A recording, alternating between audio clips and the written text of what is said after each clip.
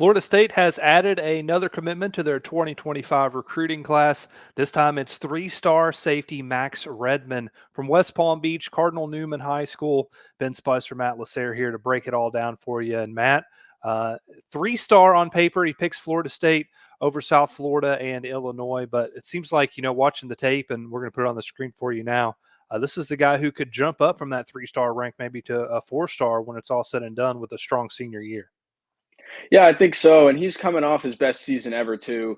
If you look on his stats at Max Prep, sorry. I think it was his highest year in tackles, interceptions, basically every stat there is. It was his highest, his career high came last season. So obviously this next season he has a lot of expectations to improve on that, and easily could. I mean, coming out of South Florida, you have a lot of eyes on you when it comes to those rankings. So he could easily move up for sure. But like I said on the board post that just went out, he's not the biggest win we've seen so far, obviously. He's probably the lowest. He's the first three-star in this class. Trammell was, but now he is the only three-star non-blue chipper in this class. But I think the fact that he's a take right now tells you a lot about what the staff thinks about him, right? It means they have a lot of confidence in him. They like the tape, and they like what they see. He wouldn't be a take this early as a three-star if they didn't. Yeah, I don't put a whole lot of stock into those rankings. I think the staff has proven over the last 4 or 5 years they've done a great job of evaluating talent and being sometimes the first to offer a kid, and that's paid dividends in the recruitment of some. But this feels like something where they trusted that they could come here and develop him. He might not start right away, but a guy who over the years can really add to that secondary. And now he's the second secondary commitment in this 2025 class, along with Zay Thomas. Who else are you looking forward to maybe add to that secondary in the recruiting class? Is there anyone coming soon? And how many more do you think they'll add in terms of the 2025 class in the defensive backfield? I mean, I think in general you could probably see one or two. The one I look at first is Bryce Fitzgerald, also out of South Florida, also on SFE, just like Zay Thomas.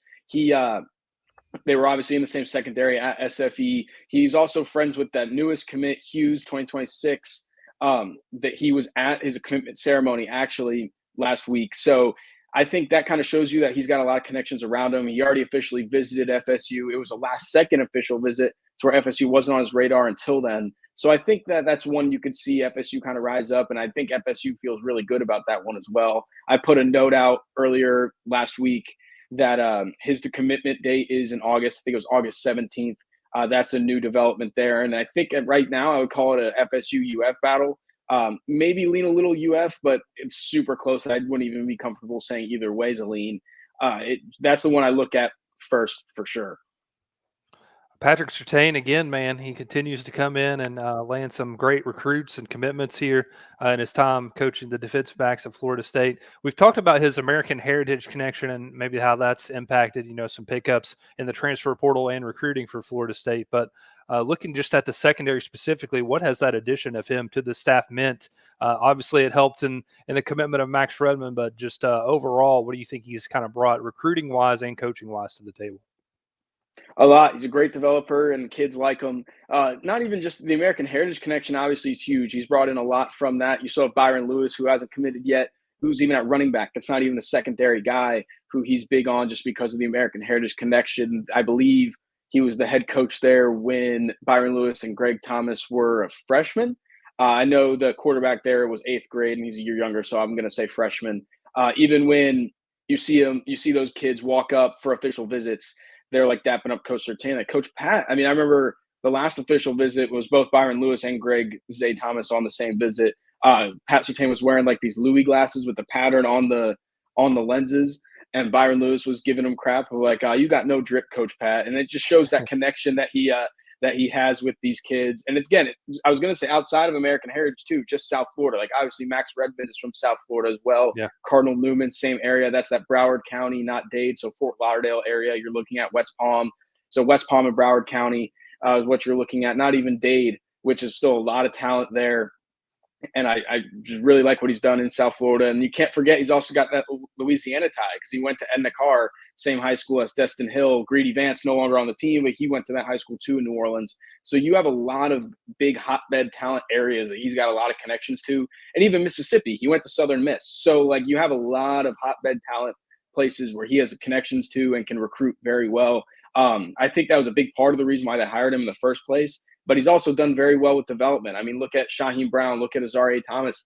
Azareye'h Thomas didn't even start last year, and he's in our top 5 or top 3 of the Warchant top 40.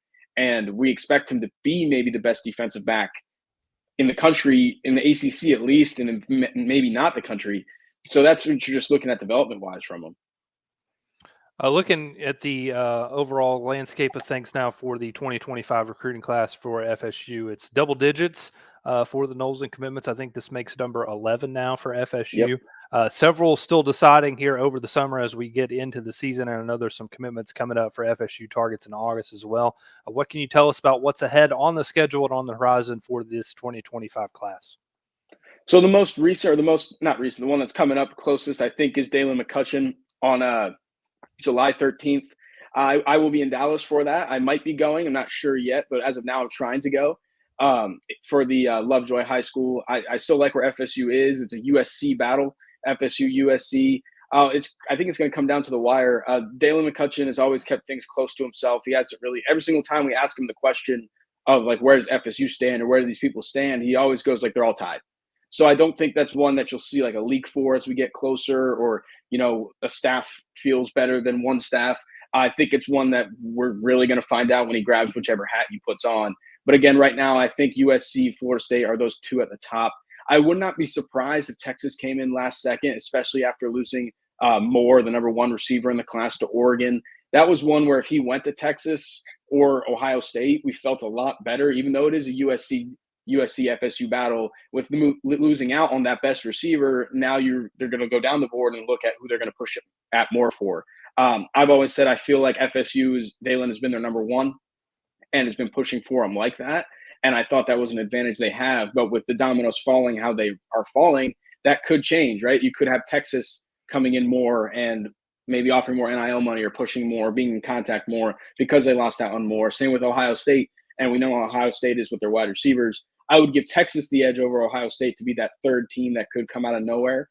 But I still think FSU's in a good spot. Obviously, USC, like I said, is the other top contender. The other ones we're looking at is Jabori and Tony and Tone. I'm not exactly sure. I always get the last name messed up. So we'll just say Jabori. Another DB out of Louisiana who decommitted from LSU recently, and LSU is still in there. That's LSU, FSU, Miami. Another one that's been pretty close-knit that we haven't really been able to get a good read on yet, but we're kind of waiting for that so far. And then after that, I think it's Kalik Lockett and then Bryce Fitzgerald in August. All right. Matt LaSerre, he's on the move. He's been on vacation and he's still contributing to warchant.com, going hard. We appreciate him. And drop a like on the video for FSU's latest commit, 3-star athlete, safety Max Redmon. The 11th commitment in the 2025 class for FSU, but still more decisions to come before the season starts. You want to be locked in here on Warchant TV. Subscribe to the channel if you haven't already, and then head over to warchant.com and the premium recruiting board.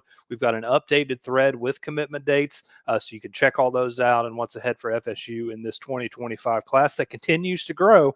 For Matt LaSerre, I'm Ben Spicer. Thanks for watching us here on Warchant TV.